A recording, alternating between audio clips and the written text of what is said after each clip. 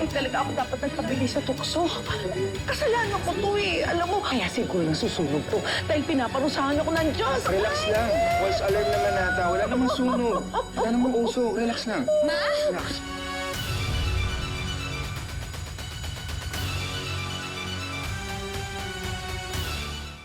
Everyone, pasensya na, false alarm po. Pwede na po tayo bumalik sa mga room nila.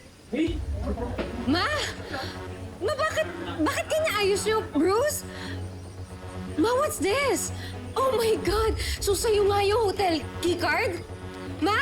Vanessa, pwede ba? Bago ka mag-isip ng iba, makinig ka muna sa explanation ko. Explanation?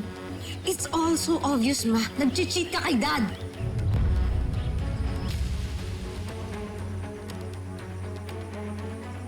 Paano niyo ito nagawa, Ma? Akala ko religious kayo. Akala ko sinusunod niyo yung Bible.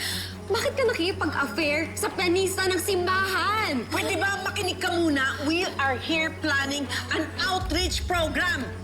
Outreach program? Ma, huwag mo naman akong gawing tanga. My God. Bahala ka. Kung talagang madumi yung isip mo, wala na akong magagawa. Sandali. Saan pupunta? Kay Marco. Sasabihin ko sa kanya lahat ng nakita ko. Bahala na siya mag-decide kung maniniwala siya sa mga reasons mo. Wag! Walang pwedeng makalam nito! Eh, akala ko ba nagpaplano lang kayo ng outreach program, Ma? Ano ba ang kinakatakutan mo? Tingnan mo, biglang naging bagang buntot ni Ma'am Sylvia. Yan ang napala ng kakatihan mo. Buti nga sa kanya.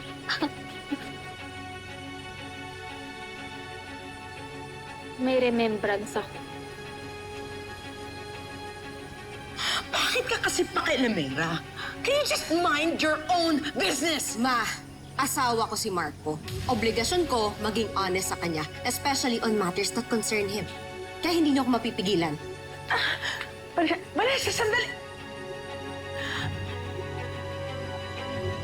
Thank you so much, sir. Let's meet again this week to sign the contract, ha?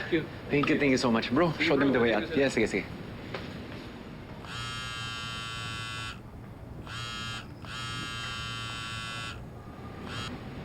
Hello, love. Love, nasa shop ka pa ba?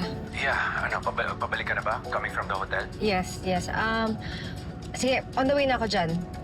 Nakausap mo ba yung alam ko asan si Trixie? Basta, there's something else you need to know. Mas okay kasi kung sasabihin ko ng personal eh. Hindi mo na lang ako, ha? Okay, love. Sige, I'll wait for you.